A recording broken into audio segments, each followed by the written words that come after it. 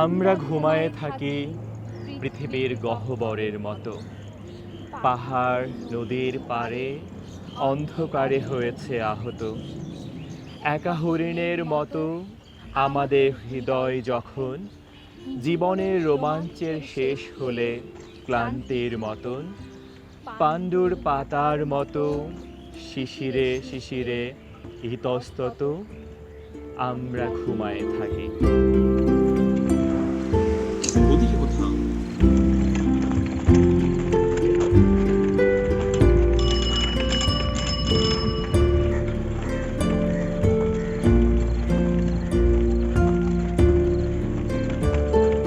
চলো এখানেই কোথাও নামি।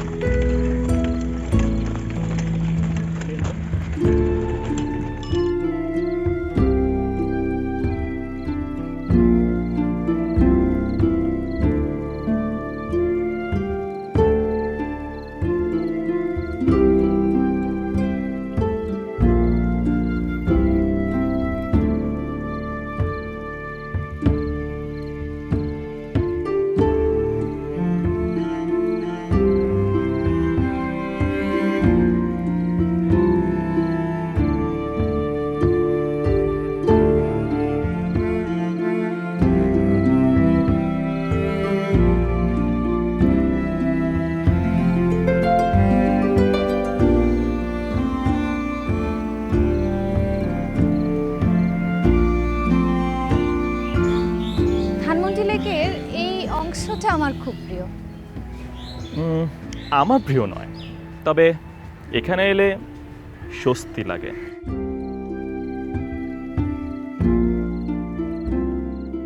প্রকৃতির কাছে এলে যেন মুক্তি পাওয়া যায়। মুক্ত হয়ে আমি আবারও মোহে জড়িয়ে পড়ি। মোহ সে ভালো কিছু নয়।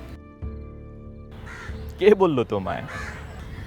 এই পৃথিবীতে মোহ বাদ দিলে আর কিছুই থাকে না, থাকে কেবল রক্ত মাংসহীন কঙ্কাল। আচ্ছা মিতা, এখানে এসে তোমার কি কখনো জীবনানন্দ দাশের কথা মনে পড়ে? ওই যে বললাম মোহ, হৃদয়ের মাঝে যিনি এমন করে আছেন তাকে বাদ দেই কি করে? ইটের মধ্যে ইট, মধ্যে মানুষ কীট। ইট পাথরের কংক্রিটের এই শহরে জীবনানন্দ দাশকে খুঁজে পাওয়া যায় কি? যায় যায়, না হলে এটুকু সবুজও হারিয়ে যেত।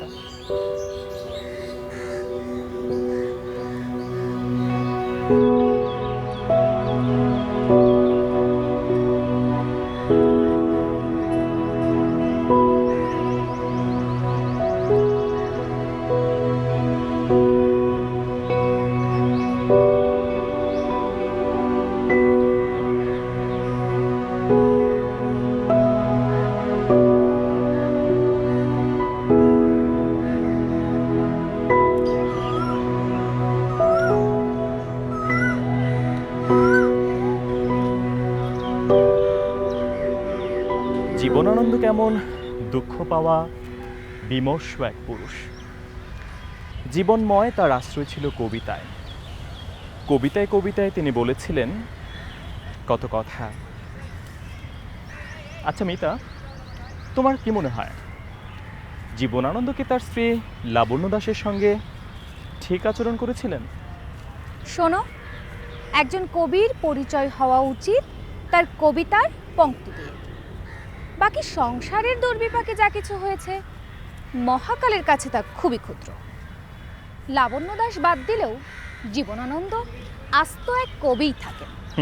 কি বলছো এসব? লাবণ্য দাসকে হাওয়া করে দিতে চাইছো?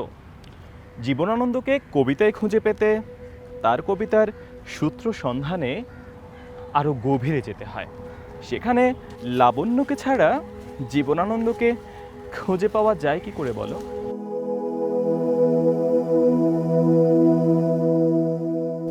কি কঠিন এক নারী ছিলেন লাবণ্য। কবির জীবনকে করেছেন দুঃস্বপ্নের মতো, কবিকে আহত করেছেন, এমন নারী যিনি বিয়ের দিনে প্রেমে পড়ে যান আরেক পুরুষের।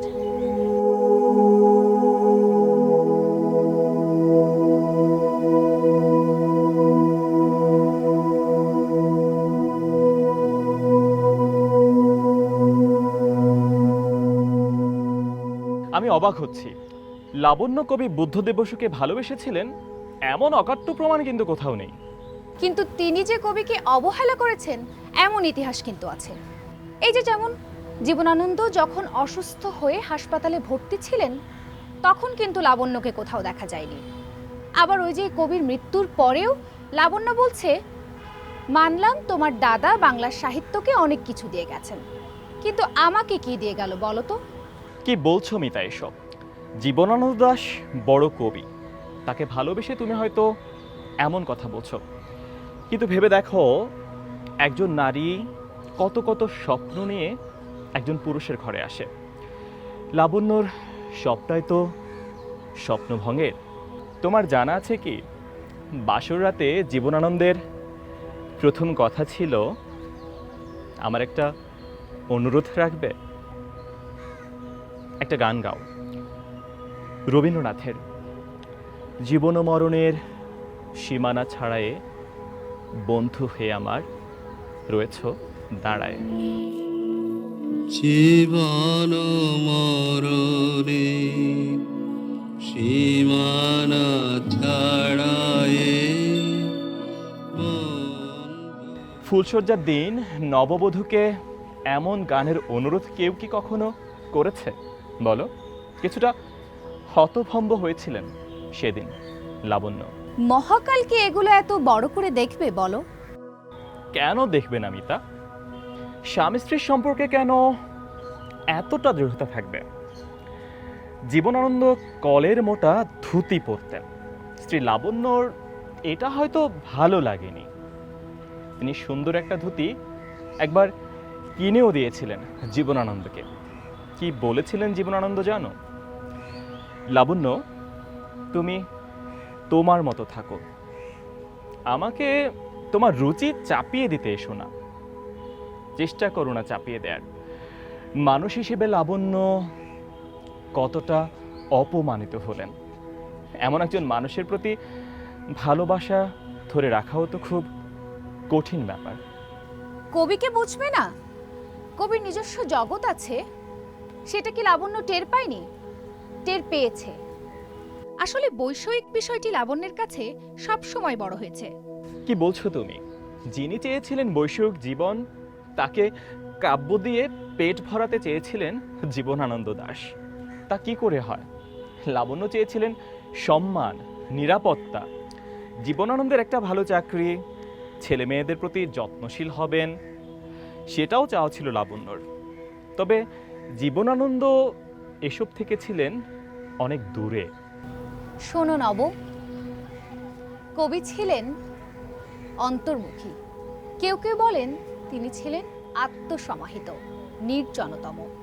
কেউ কেউ বাড়িয়ে বলেন তিনি সংসার পলাতক, গলা চড়িয়ে কথা বলেন, তিনি নাকি অমিশুক, অসামাজিক। আসলে কি তাই? সেটাই তো জানে সবাই। ভুল জানে। কবি গল্প করতে ভালোবাসতেন, উচ্চ স্বরে হাসি দিতেন, নিজে হাসতেন, অন্যকেও হাসাতেন। জীবনানন্দের বোন সুচরিতা দাস কি বলেছিলেন জানো? বাড়িতে এত মজার মজার কথা বলেন দাদা, তিনি যে এত গুরুগম্ভীর কবিতা লেখেন কেউ কি তাকে দেখে বুঝতে পারবে বলো?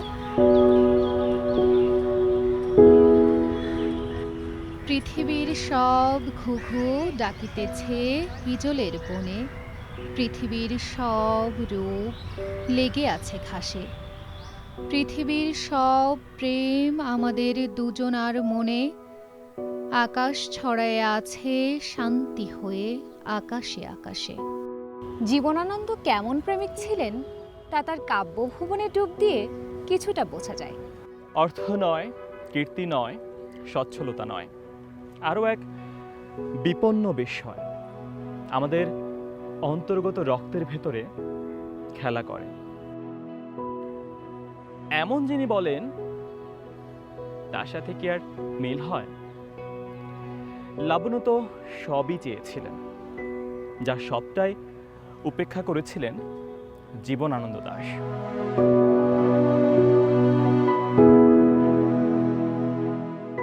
মানবকে নয়, নারী তোমাকে ভালোবেসে বুঝেছি নিখিল বিষ কিরকম মধুর হতে পারে।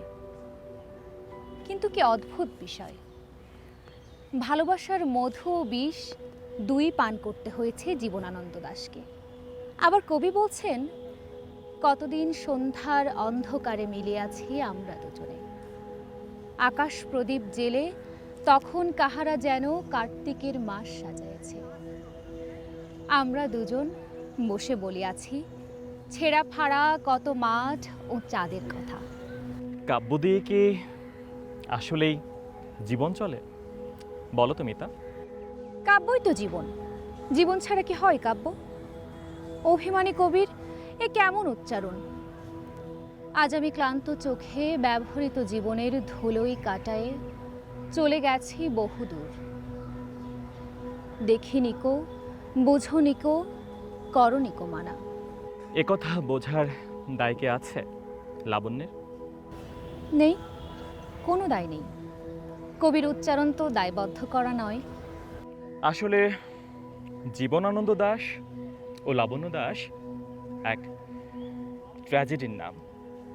মুক্তি কেউই পায়নি, তবে কিছু বোধের তীব্র উচ্চারণ পেয়েছে বাংলা ভাষাভাষী মানুষ কিংবা পুরো পৃথিবী।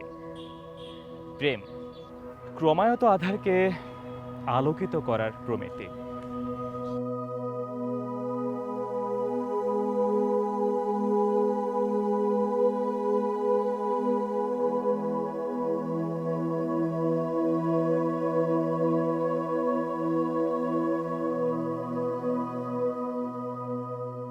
এটাই সঠিক। না, মোটেই না।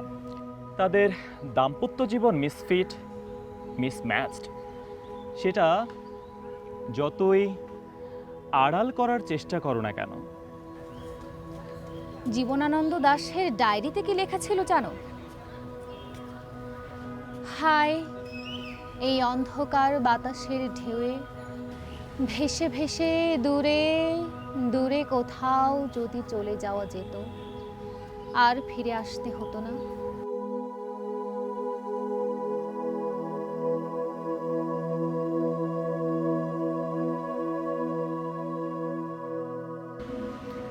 কি বলো তুমি? এটা কি বাস্তবে কি পেরেছিলেন জীবনানন্দ? পারেননি তো। ব্যক্তি স্বাতন্ত্র্যকে মেনে নিতেই হবে। যে কবি জেনেছে শুধু যন্ত্রণার বিষ, জেনেছে শুধু বিষাদ, মাটি আর রক্তের কর্কশ স্বাদ, যে বুঝেছে সেও যাবে সরে। হায় জীবনানন্দ, বিষাদের যন্ত্রণা কতটা তা কি আমরা বুঝি? তোমার পক্ষপাত জীবনানন্দে। সেটাই স্বাভাবিক। কবির পাশে পরম ভালোবাসা, মমতা নিয়ে দাঁড়াতে পারত লাবণ্য, কিন্তু সবসময়ই উল্টোটা করতেন। না, মোটেই নয়। আমি যদি বলি, জীবনানন্দও তো একটু চেষ্টা করতে পারতেন, স্ত্রীকে একটু ভালোবাসার স্পর্শ দিতে পারতেন। তিনিও তো কিছু করেননি। নিজের সচ্ছল জীবনযাত্রা নিয়ে লাবণ্য এতটাই আত্মমগ্ন আর অবসেশনে ভুগেছেন যে তিনি কিছু ভাবতেই চাননি। তাই হয়তো এই দম্পতির মাঝে এত কালাপানির ব্যবধান। শোনো, মানুষ জীবনানন্দ বইয়ে কি বলেছিলেন লাবণ্য জানো? লাবণ্য দাসী লেখা সেই বইতে লাবণ্য তো নিজেই বলেছেন, অকারণে চিৎকার চেঁচামেচিতে ব্যক্তিত্ব প্রকাশ করাটা জীবনানন্দ পছন্দ করতেন না। শান্ত অল্প কথায় ছিল তার অভিব্যক্তি। আরও অনেক ভালো গুণের কথাই লিখেছেন বইতে। তবে নব, একটি কথা বলি, মেড ফর ইচ আদার ছিলেন না তারা। বেঁচে থাকার দীনতা কেউ চায়, আবার কেউ চায় না। জীবনানন্দের মৃত্যুর পর দরকার ছিল একটি ছবির। খোঁজ পড়ল লাবণ্যের, সে কি বললো জানো? তোমার দাদা এমন রাজপুত্র ছিলেন না যে তার ছবি তুলে রাখতে হবে। কেমন অশ্রদ্ধা! কবির মৃত্যুর পরেও তাকে এতটুকু শ্রদ্ধা দেখাননি লাবণ্য।